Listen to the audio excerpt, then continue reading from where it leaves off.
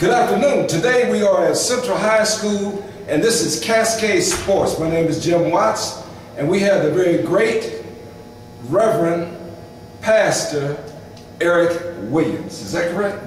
Well, the name is right. I don't know about the great part. The great part. Well, you know what my dad said, when somebody say something nice about you, say thank you. Okay, thank you. Yeah. Thank you. God bless you, sir. Yeah, thank you. There you go. There you go. Yeah, that's what you teach now, right? Yeah, well, yeah. Yeah, that's right. Sometimes we don't get it.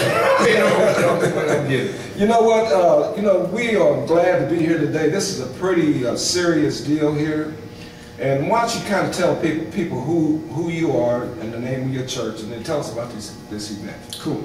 My name is Eric Williams. I'm the pastor of the Calvary Temple Baptist Church, also the executive director of the Calvary Community Outreach Network.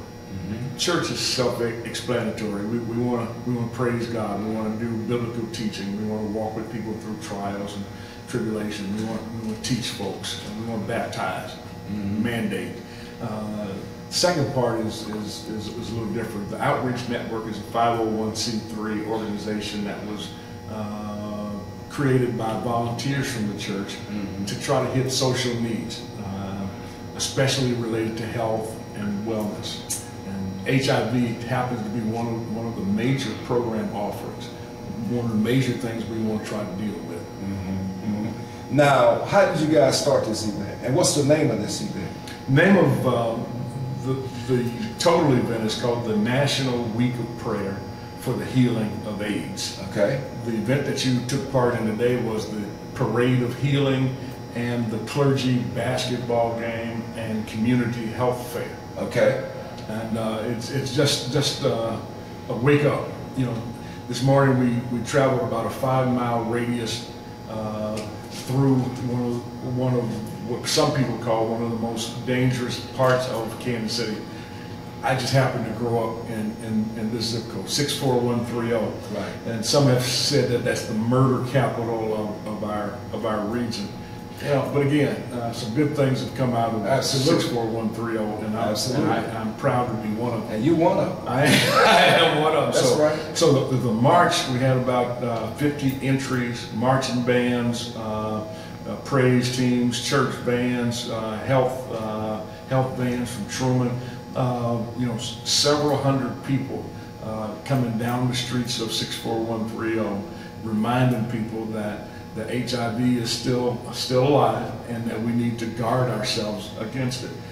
Leading the procession was a coffin that was carried by pallbearers, and to help people remember that this disease is still killing people, even though what happens in our community is that nobody really dies of it. Nobody want to talk about it. Nobody wants to talk that's about the deal. Don't know what to say. Well, because of the stigma that's associated with it. Right. And so what we're saying is that each person is precious in God's sight.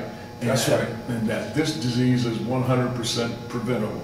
Right. Now, for those that are already infected with the disease, we need to be able to embrace them, put our arms around them, let them know that there is love, especially if you're coming from the perspective of Christianity and the church.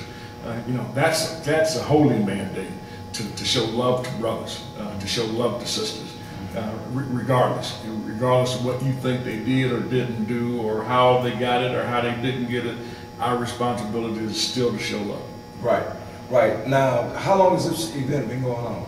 Well, Kansas City was selected one out of 8 major U.S. cities back in #94 to replicate a program that started in Harlem. And I got to say that Kansas City has one of the more successful and longest running National Week of Prayer programming. And so now in virtually every major U.S. city, there's this kind of observation going on. And each day of the week we try to target a different group. For instance, Tuesday we're at the Kaufman Performing Arts Center, and I saw that poster. Yeah, it was. What was that about? Well, it was a dramatic stage play that was written and choreographed by teens from this area, and we had Jamar Rogers, who was a finalist on the TV show called The Voice. He was our special guest.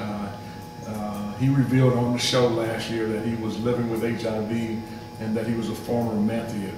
But he's delivered from meth, still struggling with HIV, but he's got a brilliant story to tell of his personal deliverance. And he was able to tell his story at the beautiful Kaufman Center. Have you seen this place yet? Yeah. It is just magnificent. Right. And 1,300 kids that morning, and close to 700 adults that evening.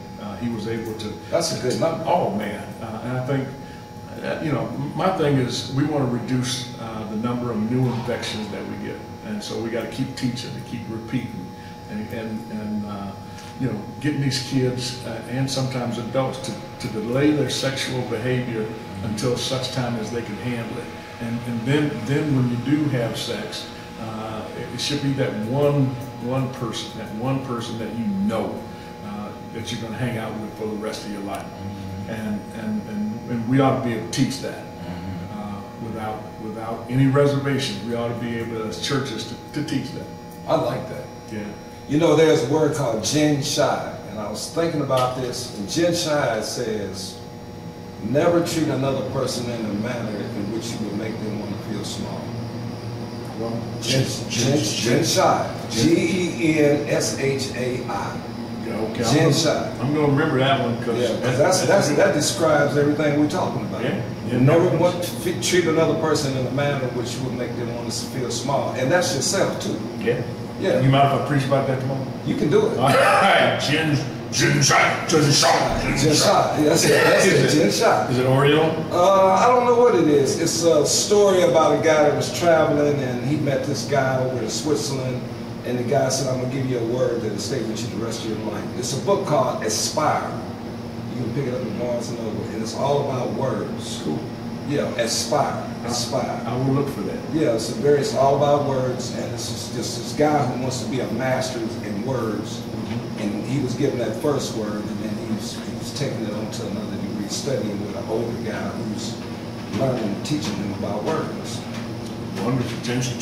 Gen Shai. Gen Shai. Gen Shai. G-E-N-S-H-I. Sound like you ought to be able to order some fried rice with that. Give me some fried rice and Gen Shai. Yeah. All right, I'm playing. No, that's okay. But listen, it's been a pleasure to be able to interview today. We are a new venue for our community to get the word out there. I hope that you would invite us to one of your events again, maybe at your church or the community center. We'd like to put you live on our station. Wonderful. Yeah. Anything we can do to help, that'd be great. Right. I love the entrepreneurs and people that just get that motor running and become successful in what's in their hearts. That's right. So my prayers are with you, my friend. Okay, then. You know what? It was a plum pleasing pleasure interviewing you today. You heard it best from Reverend Pastor Eric Williams, Calvary Baptist Church. He is one of the prime promoters of this event today. And tell the folks again the name of this event. The National Week of Prayer for the Healing of AIDS. And it's an annual event? Always the first week in March, first full week in March. Okay. And tell them from your mouth the name of your church. Calvary Temple Baptist Church. And where are you located? 2940 Holmes Street. Okay, very good. Ladies and gentlemen, thank you very much, and you have a wonderful day. I'm going to do it. I got to get some Bengay, and I'm going to just sit down for the rest of the evening. You know what? I heard you speak at Dr.